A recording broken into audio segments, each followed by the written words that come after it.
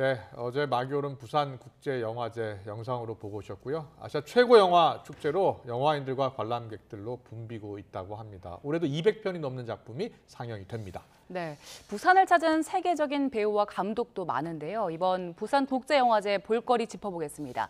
김원식 문화평론가와 이야기 나눠보겠습니다. 어서 오세요. 어서 오십시오. 네, 안녕하세요. 안녕하세요. 네. 부산국제영화제 28회던데요. 네, 예, 어제 개막했고 오늘 분위기 어떻습니까?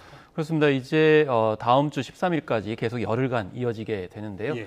일단 진행자부터 보면 이제 투톱 이제 진행자를 하게 되는데 올해는 박은빈 씨 혼자 하게 됐습니다. 그 예. 이유는 같이 MC를 보기로 했던 이재원 씨가 또 이제 건강상의 이유로 빠지게 되는데 박은빈 씨는 뭐 국제적으로도 국제 에미상을 연모를 통해서 받은 적이 있고 이상한 변호사 우영우로 세계적인 스타가 됐기 때문에 예. 충분히 사회자로서 주목을 이제 받게 된 상황입니다. 그렇군요. 그리고 예. 이제 전반적으로 지금 작년보다도 33편 정도가 이제 줄어들었습니다. 네. 그래서 69개 국가 209개 작품이 이제 출품이 됐는데 규모가 약간 이제 축소되면서 이제 작품 수는 줄어들었습니다만은 유럽의 영화 70여 편을 볼 수 있어서 유럽의 영화 트렌드를 좀 앞서서 볼 수 있는 자리가 지금 현재 마련이 되고 있습니다. 그렇군요. 네, 그리고 배우 주윤발 씨가 올해 아시아 영화인상을 수상했던데 특별전도 열리더라고요. 네, 그렇습니다. 뭐 받을 만한 사람이 받았다 이렇게 생각이 드는데요. 예. 특별전에는 우리에게 너무 유명한 이제 영본색이 이렇게 예. 등장하게 되고 예. 또 그 이후에 또 액션 씬이죠. 대나무 밭에서의 그런 액션 씬,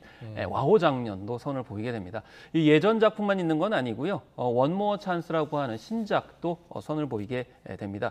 원모어 찬스는 예전의 어떤 영광을 뒤로하고 지금 현재의 영웅의 모습인데요. 네. 예전에 정전자라고 하는 영화가 있었어요. 예, 그 영화의 어떤 패러디입니다. 그래서 예. 나중에 도박의 신이라고 불렸던 사람이 어떻게 살고 있을까? 나중에 보니까는 이 마카오에서 미용실을 운영하면서 아들과 함께 살고 있었는데 이 자폐 아들이었어요. 그래서 예. 부성애가 굉장히 들끓는 연기이기 때문에 예전에 어떤 영웅 본색과 같은 액션 스타가 아니라 부성애를 절절하게 보여주는 연기 변신을 했다라는 평가를 받고 있는 작품까지 이렇게 상영이 됩니다. 네.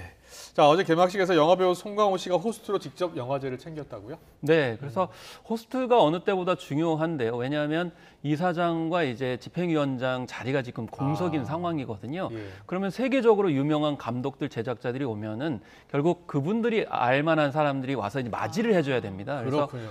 그 맞이 역할을 하는 것이 바로 이제 호스트고 송강호 씨가 여기에서 뭐 고레에다 히로카즈, 릭배송호 같은 그런 감독들을 맞이하는 그런 모습을 보여줬습니다. 그리고 개막식은 올 1월에 별세한 배우 윤정희 씨에 대한 헌정 영상을 이렇게 보여주었고요. 예. 또 공로상을 수여를 했습니다. 그래서 이제 유작 영화 시를 연출한 이창동 감독이 했고 상은 백진희 씨가 이렇게 받는 그런 상황이 되었습니다. 네, 지금 집행부가 없는 상황이어서 송강호 배우가 이제 관객들을 맞이했다고 하셨잖아요. 네. 집행부가 없는 이런 사상 초유의 상황은 영화계에서 어떻게 보고 있습니까? 사실 이제 첫 출발은 이렇습니다. 그러니까 우리가 영화를 기획하고 선정하는 영역과 그리고 예산과 이제 행정적인 어떤 처리 이 두 부분이 이제 불거지게 되는데 이 두 부분을 나눌 것이냐 아니면 같이 할 것이냐라고 예. 했을 때 나누어서 좀 운영 쪽에 위원장을 따로 하자라는 것이 처음에 이제 인사 갈등의 출발이었습니다.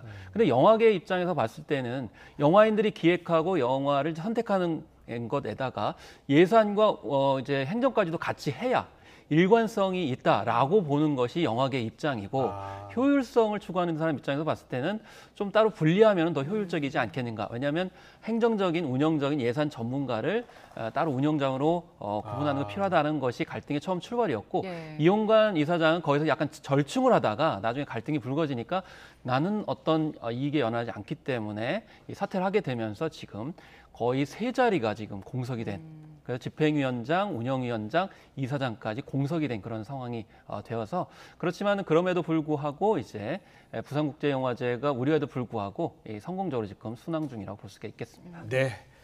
이번에 뭐 규모가 축소돼서 209편이라고 네. 하니까요. 엄청납니다.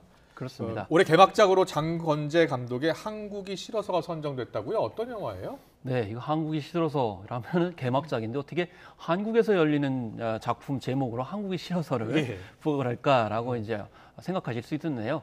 이 장강명 소설가의 작품입니다. 그래서 이제 한국에서의 어떤 생활이 좀 버거워서 네. 젊은 주인공이 해외로 가게 되는데 이것을 통해 가지고 한국의 어떤 사회적 현실을 젊은 세대 입장에서 보여주고 있습니다. 그렇지만은 진짜 한국이 싫어서에 초점이 맞춰져 있는 것이 아니고 예. 한국 자체가 중요한 게 아니고 우리의 삶의 자세를 어떻게 갖추느냐에 따라 가지고 어디를 가든 불행해질 수 있다라는 거예요. 예. 그래서 뭐 호주 등지로 간다 하더라도 그 아. 마음의 태도를 그대로 갖게 되면은 결국 거기 가서도 불행할 것이다라는 어떻게 살 내용이기 것인가? 때문에 예. 그 삶의 태도에 대한 그렇습니다. 영화군요. 그렇기 때문에 예. 헬 조선 뭐 이런 류의 작품은 아니다라는 것이고요. 이 폐막작은 유덕화 주연의 코미디물 영화의 황제입니다. 이 작품은 인터넷 도박 범죄 실화를 다뤘고요. 중국에서 엄청난 흥행을 한 그런 작품이기 때문에 폐막작으로 이 선정을 한 것 같습니다. 예. 지난해 그 영화제 가보니까 작품이 너무 많아서요. 뭘 봐야 될지 좀 고르기가 어렵더라고요. 주목할 만한 작품이나 감독도가 있을까요? 일단은 그 영화인들 중에 이제 여성 감독들이 만든 배우들이 만든 이제 단편도 있습니다만 이제 무엇보다도 이번 부산국제영화제에서는 유럽 영화가 이제 초점이다라고 이제 아까 말씀드렸습니다. 그래서 르베송의 작품 도그맨이 이제 가장 주목을 받고 있습니다. 그래서 예.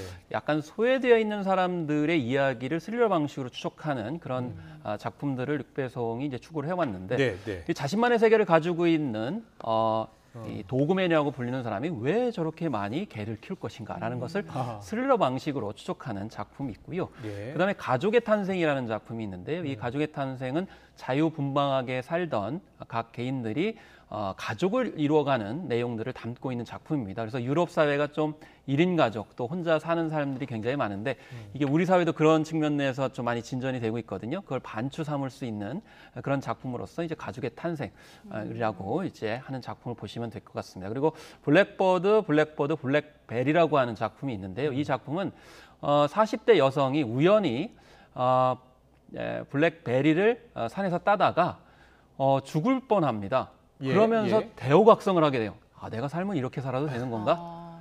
이렇게 죽을 순간까지 넘겼는데 그래서 자기가 하고 싶은 대로 그러니까 주체적으로 살아가는 내용을 담은 그런 작품이라고 보시면 블랙베리를 되겠습니다. 따다가 삶에 대해서 다시 한번 생각해 본 영화군요. 산딸기를 예. 따다가 예. 절체절명의 순간에서 뭔가 깨달음을 얻게 되는 뭐 약간 동항적인 그런 네. 사고라고 볼 수가 있겠고 이 코리안 아메리칸 특별전은 최근에 한국계 감독들이 미국 등지에서 굉장히 활약을 하고 있습니다. 네, 그래서 정희삭 감독의 미나리 당연히 여기에 이제 등장을 하고요. 존조 주연의 서치 그리고 저스틴 전의 자모자야 같은 작품들을 통해서 지금 해외에서 활약하고 있는 한국계 감독 혹은 배우들의 작품들을 따로 보실 수 있는 이 코리안 아메리칸 특별전이 또 부산국제영화제에서 가장 화제에 오르고 있습니다. 네, 이 부산국제영화제 홈페이지에 들어가시면 어떤 영화인지 예고편들이 다 있더라고요.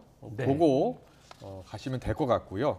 부산국제영화제 이번에 아시아영화제 중 처음으로 OTT 작품에 문을 열었다고 하더라고요. 네. 어떤 작품들이 있습니까? 사실 예전에 봉준호 감독이 옥자 때문에 칸 영화제에서 OTT 영화 아니냐고 쫓겨났던 그런 부분들이 있는데 부산국제영화제는 OTT를 적극적으로 이렇게 수용을 하고 있습니다. 그렇군요. 예. 특히 이제 발레리나라는 작품이 이제 눈길을 끌고 있는데 작품, 발레리나 저작품이죠. 하면은 예. 뭐 문화예술 영화 아니냐 이렇게 생각할 수 있습니다만은 그 내용은 친구의 복수를 하는 경호원 출신의 주인공 전종서 네. 이제 배우가 지금 나오고 있는데 예, 예. 이 복수극이 요즘에 또 장르물에서 선호되고 있기 때문에 이 OTT에 또 등장을 했고요. 예. 또 독전 2 같은 경우 영화로 이제 극장에서 개봉을 했었는데 이번에 두 번째 시즌은 OTT를 통해서 개봉을 합니다. 이게 네. 참 예전에는 볼 수가 없었던 일이거든요. 예. 먼저 개봉관에 있었던 작품을 두 번째 시즌은 OTT에서 한다고 하니까 이만큼 달라진 위상을 보여줄 수 있고 아마 세계 진출을 염두하는 게 아닌가라는 생각이 들어서 이 선생 조직을 쫓는 조진웅의 활약을 볼 수가 있겠습니다. 그리고 네, 네. 운수 오진 날, 운수 좋은 날의 어떤 약간 패러디 느낌인데 예. 저렇게 이성민 씨가 손님을 태워요. 근데 예. 거액을 제시를 합니다. 그러니까 이거 운수 좋다라고 생각했는데 알고 봤더니 연쇄살인마인 거예요. 야, 그러면 탈출을 해야 되는데 예. 과연 어떻게 탈출할 수 있을까요?